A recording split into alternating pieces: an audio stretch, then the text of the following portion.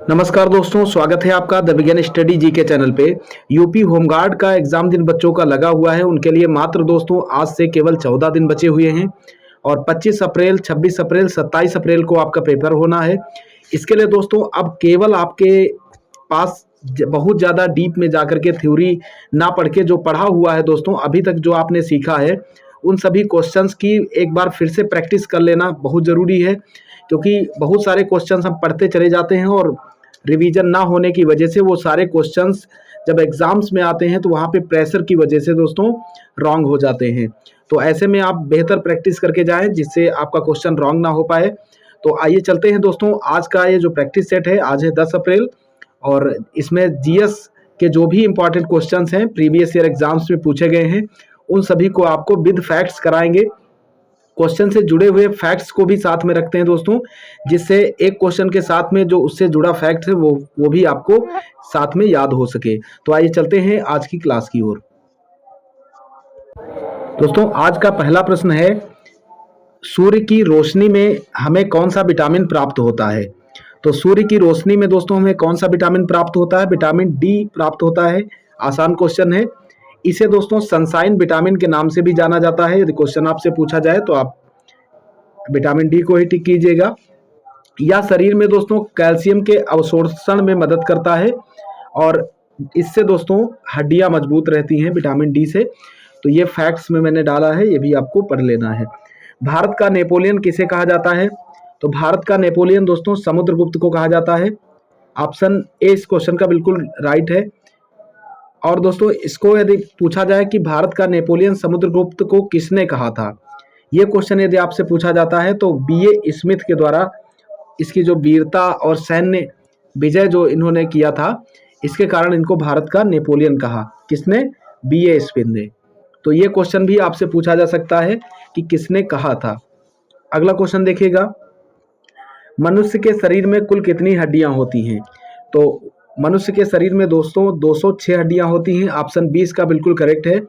बात करते हैं दोस्तों नवजात शिशु की, तो नवजात शिशु में लगभग 300 हड्डियां होती हैं, जो कि दोस्तों बड़े होने के साथ आपस में जुड़ जाती हैं और कम हो जाती हैं ये।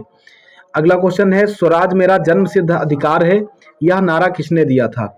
तो स्वराज मेरा जन्म सिद्ध अधिकार नारा दोस्तों बाल गंगाधर तिलक जी के द्वारा दिया गया था। ऑप्शन सी इस क्वेश्चन का बिल्कुल करेक्ट है। और इनको दोस्तों इंपॉर्टेंट फैक्ट्स में देखिएगा, यदि आपसे पूछा जाए कि भारतीय अशांति का जनक किसको कहा जाता है, तो बाल गंगाधर तिलक को ही कहा जाता है। ये भी आपको याद रखना है। अगला क्वेश्चन दोस्तों, केसरी पत्रिका का संपादक कौन है? तो बाल गंगाधर तिलक जी थे और मराठा पत्रिका के भी यही संपादक थे। तो ये भी आपको याद रखना है। अगला प्रश्न है, विश्व का सबसे ऊंचा पर्वत शिखर कौन सा है? तो विश्व का सबसे ऊंचा पर्वत शिखर है दोस्तों माउंट एवरेस्ट। ऑप्शन सी इस क्वेश्चन का बिल्कुल करेक्ट हो जाएगा। यदि पूछा जाए भारत का सबसे ऊंचा पर्वत शिखर कौन है, तो वो है दोस्तों कंचनजंगा। ये भी आपको याद रखना है। जो केटू गार्डविन है दोस्तों, वो भारत में जम्मू कश्मीर में पीओके क्षेत्र है, पाक ऑक्युपाइड कश्मीर, वहाँ पे स्थित है और ये विश्व की द्वितीय सबसे ऊंची पर्वत चोटी है। ये भी आपको याद रखना है माउंट एवरेस्ट के बाद। इससे जुड़े हुए फैक्ट्स को देखते हैं दोस्तों। इसकी लंबाई कितनी है, ऊंचाई कितनी है दोस्तों? इसकी 8,848.86 मीटर। और जो माउंट एवरेस्ट है दोस्तों, इसको नेपाल में सागर माथा के नाम से जाना जाता है और तिब्बत में इसको चेमोलुंगमा के नाम से जाना जाता है। तो ये दोनों क्वेश्चन आपको साथ में याद कर लेना है दोस्तों। इस प्रैक्टिस सेट में आपको एक क्वेश्चन के साथ में 2-3 क्वेश्चन और तैयार करने का मौका मिलेगा और रिवीजन भी आपका हो रहा है एक प्रकार से। शुद्ध जल का पीएच मान कितना होता है? शुद्ध जल का पीएच मान दोस्तों 7 होता है। ऑप्शन बी करेक्ट है इसका।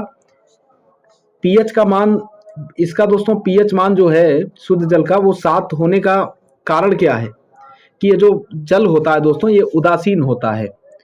7 से यदि कम इसका पीएच मान होता तो ये अम्लीय हो जाता, ऊपर होने पर दोस्तों क्षारीय होता है, लेकिन 7 ही है इसलिए ये उदासीन है, ना तो ये अम्लीय है और ना ही क्षारीय है। अगला प्रश्न देखिएगा, बिहू किस राज्य का प्रसिद्ध लोक नृत्य है? तो बिहू दोस्तों आप सभी को पता होगा असम का प्रसिद्ध लोक नृत्य है। ऑप्शन बी बिल्कुल करेक्ट है। इसके अलावा दोस्तों आपको याद रखना है जो सत्रिया है, सत्रिया भी दोस्तों कहाँ का नृत्य है? ये भी असम का है, ये भी आपको याद रखना है। बिहू दोस्तों, बिहू के बारे में आप कुछ फैक्ट्स देखिएगा। बिहू साल में 3 बार बनाया जाता है और इसमें दोस्तों जो 3 इसकी कैटेगरी हैं वो यहाँ पे दी गई हैं, रंगाली बिहू, कंगाली बिहू और भोगाली बिहू। तो डीप में यदि पूछेगा तो ये आप याद कर लेना, 3 पार्ट में इसको मनाया जाता है साल में, रंगाली, कंगाली और भोगाली बिहू। अगला क्वेश्चन है दोस्तों, सांची स्तूप किसने बनवाया था? सांची स्तूप का निर्माण दोस्तों अशोक के द्वारा किया जाता है। ऑप्शन 20 का बिल्कुल करेक्ट हो जाएगा। ये स्थित कहाँ पे है? तो मध्य प्रदेश जो है दोस्तों उसके रायसेन जिले में स्थित है। ये भी साथ में आपको याद रखना है। अगला क्वेश्चन देखिएगा, विश्व स्वास्थ्य संगठन WHO का मुख्यालय कहाँ स्थित है? तो WHO का मुख्यालय दोस्तों स्थित है जेनेवा में, जो कि स्विट्जरलैंड में पड़ता है। कहाँ है दोस्तों? स्विट्जरलैंड में, स्विट्जरलैंड में है दोस्तों। तो जेनेवा के अंदर स्थित है। WHO की स्थापना की बात करते हैं तो 7 अप्रैल 1948 को दोस्तों WHO की स्थापना हुई थी। इसीलिए दोस्तों प्रत्येक वर्ष 7 अप्रैल को विश्व स्वास्थ्य दिवस के रूप में मनाया जाता है। बिजली के बल्ब का फिलामेंट किस धातु का बना होता है? ये दोस्तों क्वेश्चन कल के भी प्रैक्टिस सेट में था। टंगस्टन का बना होता है। और जो हीटर होता है, हीटर का तार दोस्तों किसका होता है? नाइक्रोम का बना होता है। तो ये दोनों क्वेश्चन आपको याद रखना है। फैक्ट्स में देखिएगा दोस्तों, टंगस्टन का उपयोग फिलामेंट के रूप में इसलिए किया जाता है क्योंकि दोस्तों इसका जो गलनांक होता है, मेल्टिंग पॉइंट, वो बहुत ऊंचा होता है, लगभग 3482 डिग्री सेंटीग्रेड। इसलिए दोस्तों इसका प्रयोग बल्ब में किया जाता है। भारत के किस राज्य में सबसे पहले सूर्य निकलता है? तो सबसे पहले दोस्तों सूर्य का उदय होता है भारत के अरुणाचल प्रदेश में। ऑप्शन सी इस क्वेश्चन का बिल्कुल करेक्ट हो जाएगा। और यहाँ पे दोस्तों दिफू दर्रा है, ये भी आपको याद रखना है, और याग्याप दर्रा। कौन सा?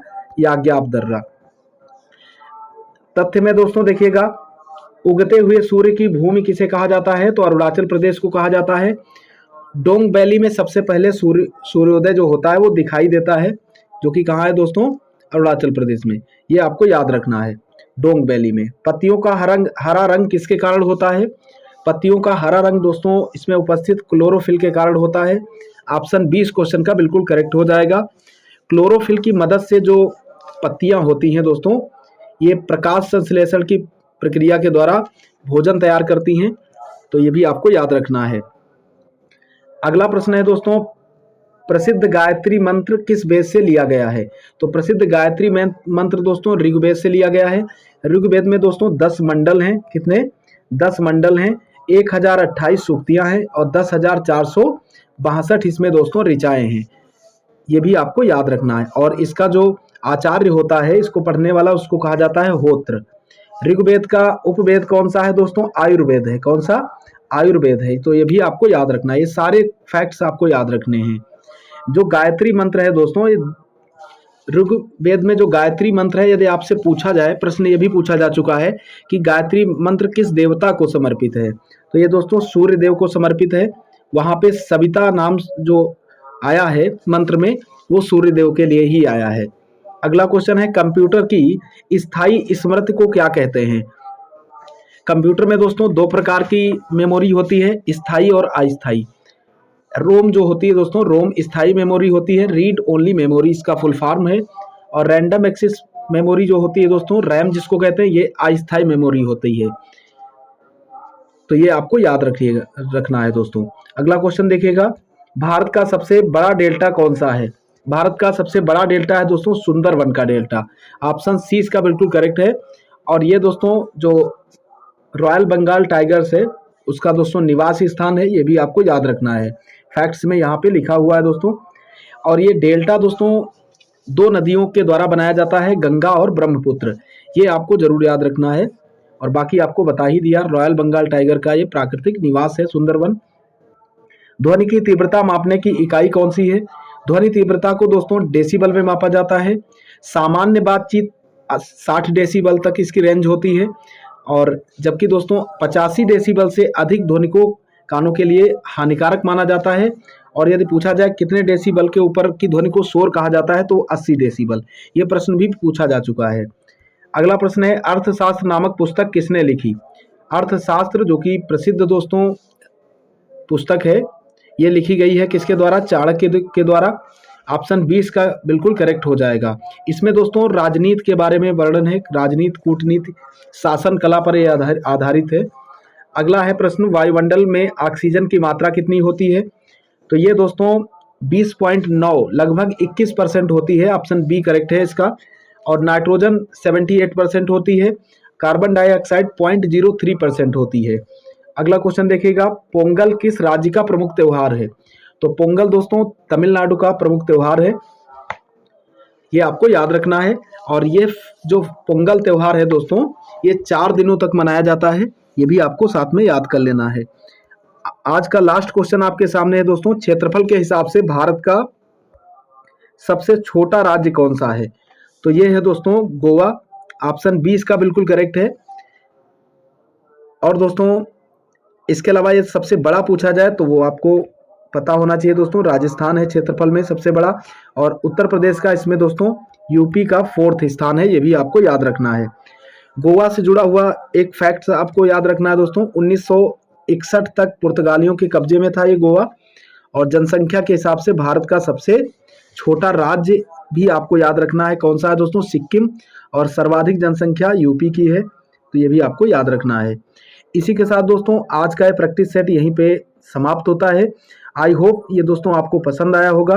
यदि आपको पसंद आया हो तो आप इसे लाइक कीजिएगा, और दोस्तों चैनल पे नए हो तो चैनल को सब्सक्राइब करके चैनल से ज़रूर जुड़ें, ताकि जो भी आगामी एग्जाम्स आपके होने हैं उसमें आपकी हम बेहतर प्रैक्टिस कराएं इसी तरीके से दोस्तों, जिससे आपका सिलेक्शन हो सके। मिलते हैं दोस्तों कल आपको नेक्स्ट क्लास के साथ, तब तक के लिए जय हिंद, जय भारत, वंदे मातरम।